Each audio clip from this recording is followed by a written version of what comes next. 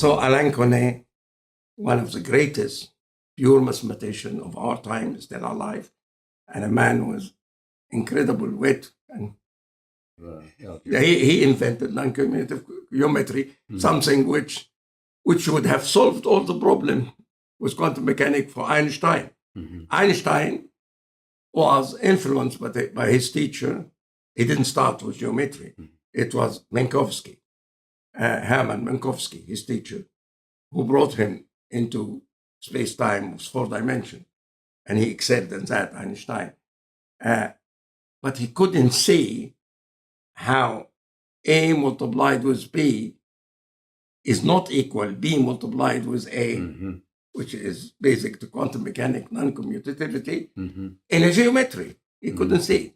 Well, if Alain Connet was there then, he would have shown him how geometry can be non-commutative. Then I think Einstein would have said, okay, then quantum mechanics. He didn't say it's wrong. He said it's not complete. I think he would say it is complete. Then I must mention a very talented applied mathematician, Khilal, who was very, very helpful. He's from University of Cairo, and also a very talented expert on topology who worked with us, and this is Shukri Nada. I think that is mainly the people who worked on the theory, but there is an engineer, a British engineer. Without him, neither NASA nor myself would have came to the idea of interstellar travel without energy. The energy is in space, and that is Roger Scheuer, I think you pronounce his name a bit. Right. He was an engineer, no professor in university, engineer with British Airways, and he said this idea, and he called it, I dispute the name, but he called it EM drive, electromagnetic drive. And it must be also an ordeal for him when 20 years or 15 years ago, when he proposed this thing, everybody says it's wrong, and now everybody say it's right. And as if he have nothing to do with it, I think we have to say it was a British engineer who had this idea first. With that, I think I covered at least the minimum what you have to acknowledge the people who helped you and come to the realization you are just a very small part in a very big machine. But I overlooked a few things when I was explaining why the golden mean number system.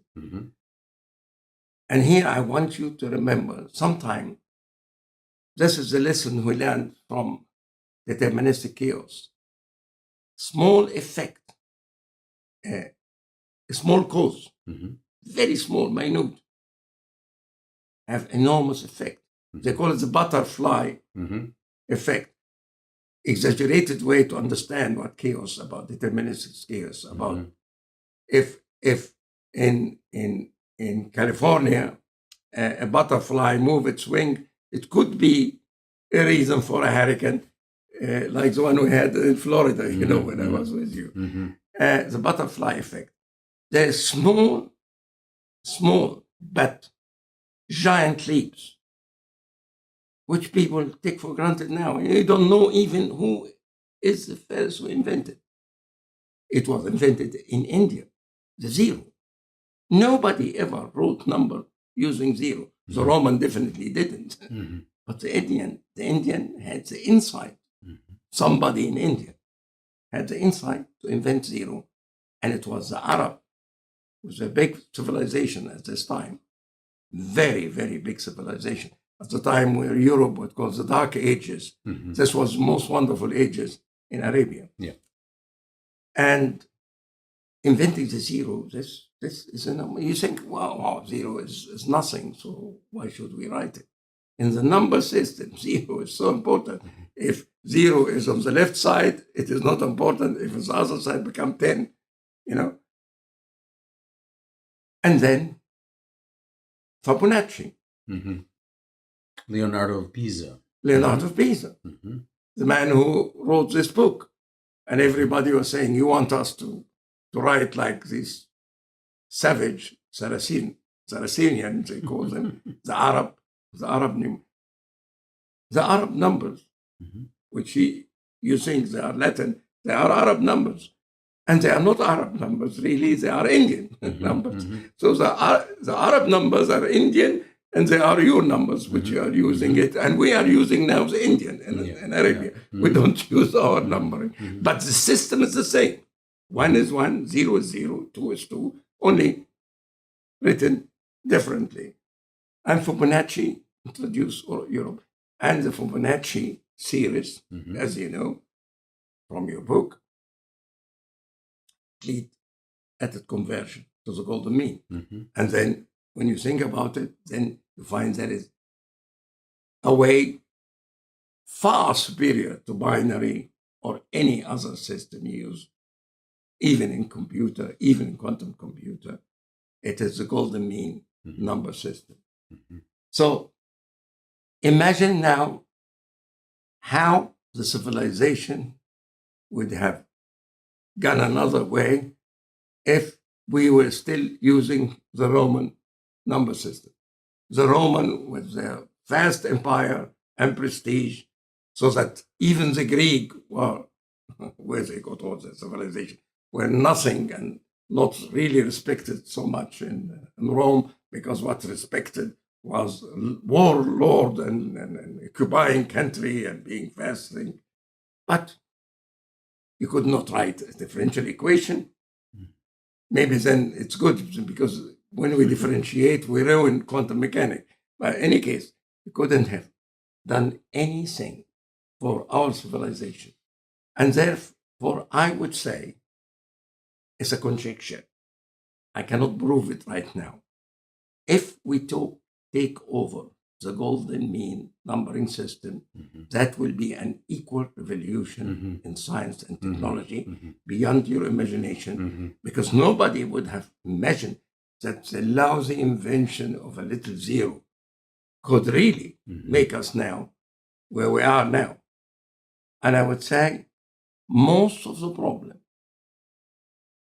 is caused by the habit of looking upon anybody who propose the golden mean, let alone the golden mean numbering system, as numerology or crackpottery or whatever, all this cheap, easy word which we invented to insult the other with different understanding and deeper understanding of things.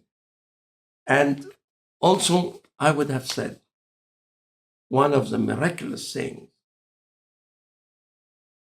this contour point was already known to a German philosopher, statesman, and mathematician who had a very unpleasant quarrel with Isaac Newton, because he invented the flux, which means the calculus, which means integration and differentiation, while Newton also invented it. And you know this story of, it doesn't matter who invented it, we have it, thanks to these people. And Newton can consider himself standing on the giant like Leibniz. Actually, at this point, I have to defend Leibniz. He was never really very concerned if he invented that or not. He was not that concerned. I think Leibniz was, again, a kind of garnet ore. While Newton, if I become a little bit big head, something like me, he wanted to be the one who, whatever belonged to me. But I think this is also a very narrow-minded point, which I think I should not care about. It doesn't matter who found this Cantorian theory first, or who contributed to it most. If it become useful to humanity, that would be the day, and that would compensate for anything, including the vicious attack which was launched against us.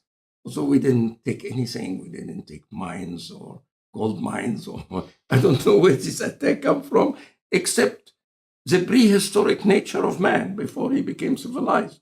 You know, he had to fight with animal and with the blitz from the sky.